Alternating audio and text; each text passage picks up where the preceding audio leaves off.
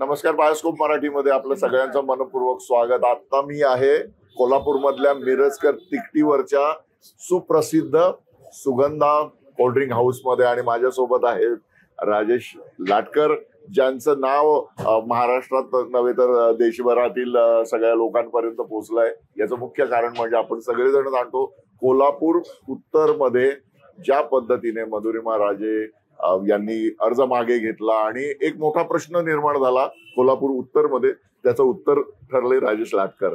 तर ज्या पद्धतीने हे राजकारण फिरलेलं आहे त्या सगळ्या पार्श्वभूमीवर आपल्याला त्यांच्याशी बोलायचं आहे। राजेशजी, आता कोल्हापूरचा हा जो सगळा तिढा निर्माण झालेला होता आणि तुमच्याकडे सगळ्यांचं लक्ष गेलं, कारण आता शाहू महाराजांनी सगळ्यांनी एकत्र मिळून तुम्हाला पाठिंबा जाहीर केलेला आहे। तुम्ही काय म्हणता की आता राजकारण पुढे कसं जाईल आणि तुमच्या विजयाच्या शक्यता तुम्ही कशा पूर्ण करणार? आता सध्याच्या परिस्थितीमध्ये जो काय मागचा घटनाक्रम होऊन गेला तो निवडणुकीच्या अगोदरचा इच्छुक कुणाला मिळालं पाहिजे, कुणाला मिळालं त्यानंतर कसं झालं काय झालं, हा सगळा घटनाक्रम आता मागे पडून तो आमच्या पंचगंगेला जाऊन मिसळला। त्यानंतर झाले गेले गंगेला मिळालं आणि कोल्हापूरचे लाडके खासदार छत्रपती शाहू महाराज आणि आम्हा सर्वांचे लाडके नेते माननीय बंटी पाटील साहेबांनी तमाम सर्व महाविकास आघाडीचे उद्धव ठाकरे शिवसेना पक्षाचे पदाधिकारी, राष्ट्रवादी शरद पवार गटाचे पदाधिकारी आणि सर्व मित्र पक्षाचे पदाधिकारी मिळून एक निर्णय घेतला की महाविकास आघाडी आणि काँग्रेस पुरस्कृत माझी उमेदवारी निश्चित केली आणि मला पाठबळ दिलं। माझ्यासारख्या एका सामान्य कार्यकर्त्याला ज्यांनी तरुण मंडळ, क्रीडा मंडळ, राष्ट्रीय सेवा दल सारख्या एक सामाजिक संघटनेतून व्यक्तिमत्व विकास शिबिर, क्रीडा शिबिरे करत माझं कामकाज चालू झालं आणि महापालिकेच्या सभागृहात पोहोचलो। नगरसेवक, गटनेता, स्थायी सभापती, माझी पत्नी महापौर झाली आणि या माध्यमातून कोल्हापूरच्या प्रश्नात भाग घेत आज मला हे सौभाग्य मिळालं की माझ्यासारख्या एक सामान्य कार्यकर्त्याला कोल्हापूर उत्तरची उमेदवारी या सर्व दिग्गज मंडळींच्या मार्फत पुरस्कृत मला मिळाली। यातनं मला एकच ध्यास घ्यावाचा वाटतो की सांगावंच वाटतं हे आमच्या शाहूनगरीतच घडू शकतं।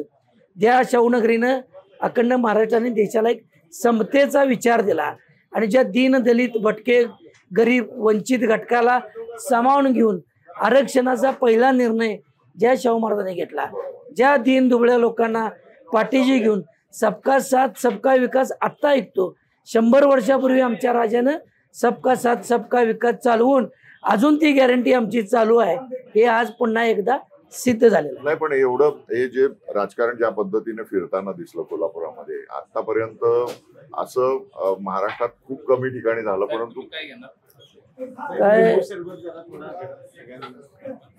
लिंबू सरबत तुम्हाला लिंबू सरबत तुमची खासियत आहे, लिंबू सरबत पाणी गार नको, पाणी साधं घ्या। हा बरोबर।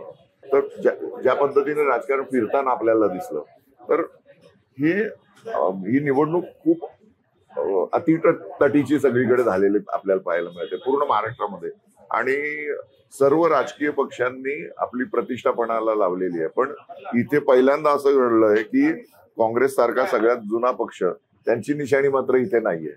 तर हे कसं तुम्ही याच्याकडे बघता? आता तो काय कसा विषय होता तो त्या परिस्थितीत काहीतरी निर्णय होऊन गेले। पक्ष चिन्ह नाही आहे हे आमच्या दृष्टीनं एक खेदाची बाब आहे, पण त्याच्यापेक्षाही आम्ही सर्वजण महाविकास आघाडी म्हणून पुन्हा एकवटलो आणि ही महाविकास आघाडी काँग्रेस पक्षाच्या माध्यमातूनच बंटी पाटील साहेबांच्या नेतृत्वाखाली आणि खासदार शाहू छत्रपतींच्या माध्यमातून हा आम्ही विजयाचा झेंडा रोवणारच। हात चिन्ह नाही आहे, पण त्या हातानं प्रेशर कुकर चालवायचं आहे आणि त्यातील अन्न शिजवून ते पक्वान घेऊन पंचपक्वान आपण महाराष्ट्राच्या विधानभवनात घेऊन जायचं आहे। किती प्रेशर आहे आता? हे प्रेशर म्हणजे विजयाची शिट्टी वाजणारच आहे, त्यात ती मात्र शंका नाही आहे। कारण मतदारसंघच छत्रपती शाहू महाराजांचा, छत्रपती शिवाजी महाराज, शाहू फुले आंबेडकर विचाराचा जो लोककल्याणकारी विचार आहे, सर्वसामान्यांना, सर्व जाती धर्मांना 18 पगड 12 बलुतेदार जातींना घेऊन जाणारा जो विचार आहे तो या मतदारसंघांना या जिल्ह्यानं जपलाय।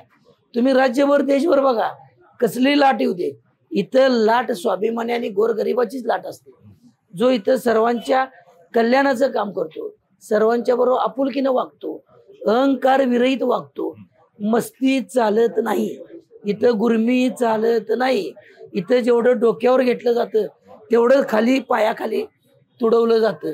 याला रांगडं आमचं कोल्हापूर. रांगडं कोल्हापूर आहे आणि त्याचा कोल्हापूरचा तो इतिहास आहे. आतापर्यंत अशाच पद्धतीने कोल्हापूरमध्ये घटना घडत गेलेल्या दिसतात. मी आता कोल्हापूरमध्ये फिरताना लोकांशी बोलताना एक गोष्ट प्रकर्षाने जाणवली, ती म्हणजे की रस्त्यापासून इतर ज्या नागरी सुविधा आहेत त्याच्यामुळे लोक त्रस्त आहेत.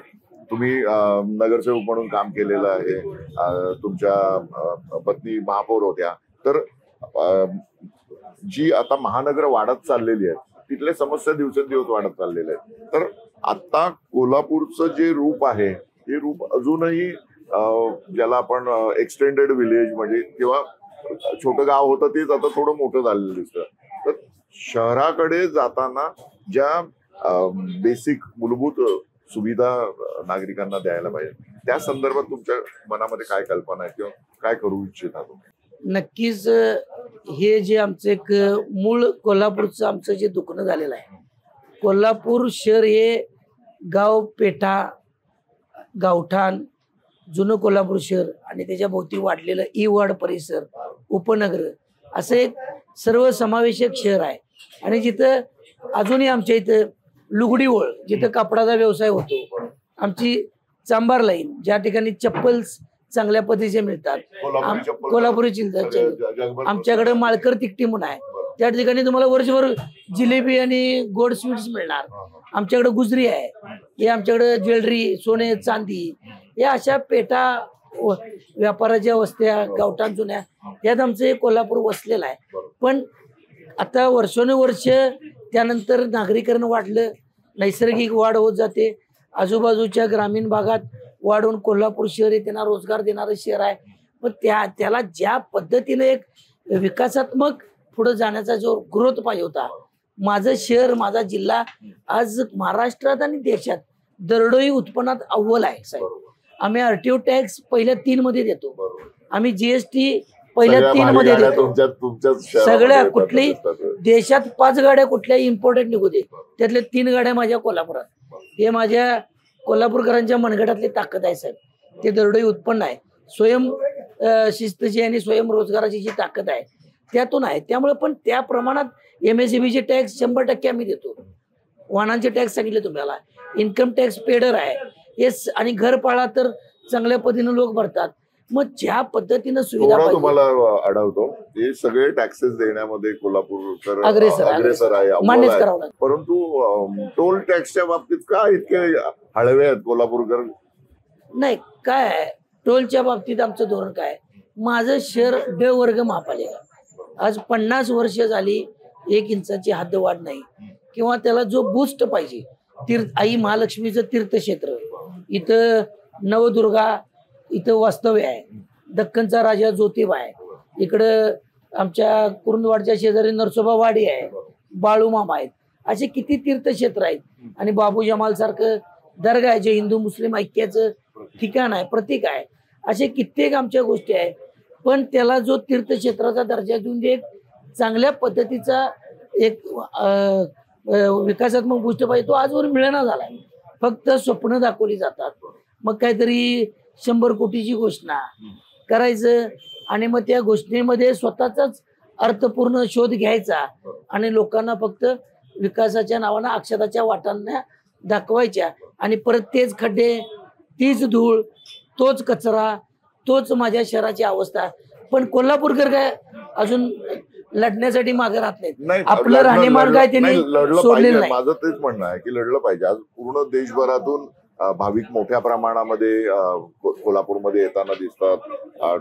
त्यांच्या येण्याची म्हणजे वाहनांची संख्या सातत्याने वाढते आहे, आणि ही जी फ्लोटिंग पॉप्युलेशन आपण म्हणतो त्याला फ्लोटिंग पॉप्युलेशन कोल्हापूरमध्ये सर्वाधिक आहे.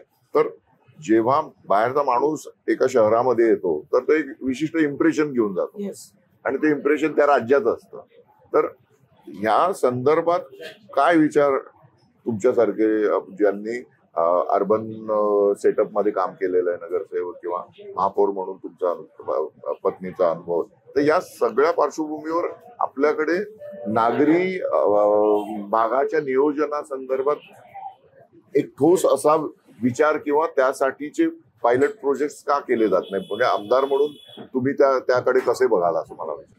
त्याला काय लागते साहेब, आपण जी पदावर राजकारण समाजकारण हे संविधानातलं दर 5 वर्षाने येणाऱ्या या नगरपालिका महापालिका असो आमदारकी असो किंवा खासदारकी असो या येणारच आहेत. पण ते जे मिळणारं घटनात्मक पद आहे हे माझं लोकसेवेसाठी आहे. जे आपण टॅक्सेस सरकार कोणतं येऊ दे राज्यामध्ये आणि केंद्रामध्ये त्याचा पाठपुरावा करून त्याचा अभ्यासात्मक प्रस्ताव करून एक विजनात्मक जर काम केलं आणि इच्छाशक्ती पाहिजे त्याच्यामध्ये मला काय मिळतंय हा जर अर्थ घेत बसलो तर कोणतं सध्या काम तेच आहे ना, ते कोणतंही काम होत नाही. टक्के हाच सध्या सगळीकडे. आणि महाराष्ट्र माझा आज माग का गेला साहेब? अखंड महाराष्ट्रात 27 महापालिका 26 जिल्हा परिषद आणि 112 नगरपालिका सगळीकडे प्रशासन म्हणजे एकतर्फी ही अदृश्य हुकुमशाहीच आहे साहेब, लोकशाही नाही. त्यामुळे वरून 1 रुपया निघाला तर इथं 20 पैसेच पोचा लागले. ह्याच्यामुळे हे सगळं चित्र झालेलं आहे. स्थानिक स्वराज्य संस्था निर्माण कशासाठी झाल्या तर येणाऱ्या 1 रुपयावर इथं विकासात्मक चर्चा होत होती. मग इथं सत्ताधारी विरोधक लक्ष ठेवून असायचे, स्थानिक लोक लक्ष ठेवू शकतात. आता वरनं काय प्रोजेक्ट येतो, कुठला DPR मंजूर व्हायला आहे, कसलं टेंडर मंजूर व्हायला कोणच विचारायला नाही आहे. हे का या देशामध्ये हे महाराष्ट्रातच चालू आहे, ही महाराष्ट्राची लूट चालू आहे. मग आमचे टॅक्स का पाहिजे तुम्हाला? तुम्ही एकमुखीच निर्णय घ्यायला तिथं आमचे टॅक्स आमच्याच महापालिकेत जमा होऊ देत, इथंच बॉडी का केली नाही? प्रशासकाचा कालावधी किती चालला पाहिजे? काय त्याला लिमिट आहे का नाही? काही नाही साहेब. ही लूट अशी पुढे जाणं 5 वर्षाचा टेन्यूर गेला साहेब. 5 वर्षाचा म्हणजे 5 वर्षात आज महाराष्ट्रावर कर्ज वाढलं ते वाढलं आणि त्या प्रमाणात आम्हाला सेवा नाहीत. पण माझ्यासारख्याला वाटतं की आमदारकी एक घटनात्मक पद आहे, ते लोकसेवेसाठी आहे. हजारो कोटीचा टॅक्स जमतो, त्यातनं माझ्या शहराला किती लागणार आहे मला माहिती आहे ना. काही लागत नाही साहेब, एवढ्या हजारो कोटीच्या गप्पा मारायला काही लागत नाही. प्रॉपर जो प्लॅन करून जर नीट गेलं तर थोड्या थोड्या कामात हे शहर आमचं व्यवस्थित सुजलाम सुफलाम सुस्थितीत कोल्हापुरी पद्धतीने आम्ही ठेवू शकतो साहेब. फक्त भावना चांगली पाहिजे. आपलं काय म्हणतात तसं घरच मोडून खायचं लक्षण नसलं पाहिजे किंवा ताटातलंच काढून घेतलं पाहिजे अशी आपली भावना नसली पाहिजे. आणि आई महालक्ष्मी इथं काही कमी पडू देत नाही. फक्त आणि फक्त कामाची भावना पाहिजे आणि ते लोकांच्यापर्यंत पोहोचवण्याची इच्छा पाहिजे. ती इच्छा धरून मी काम करायची धारणा ठेवतो. चालेल. तुमच्या या पूर्ण कामामध्ये शुभेच्छा. आणि Yes, sir. तुम्ही बायोस्कोप मराठीशी बोललात यासाठी भरपूर धन्यवाद. आपण देखील आलात. थँक्यू.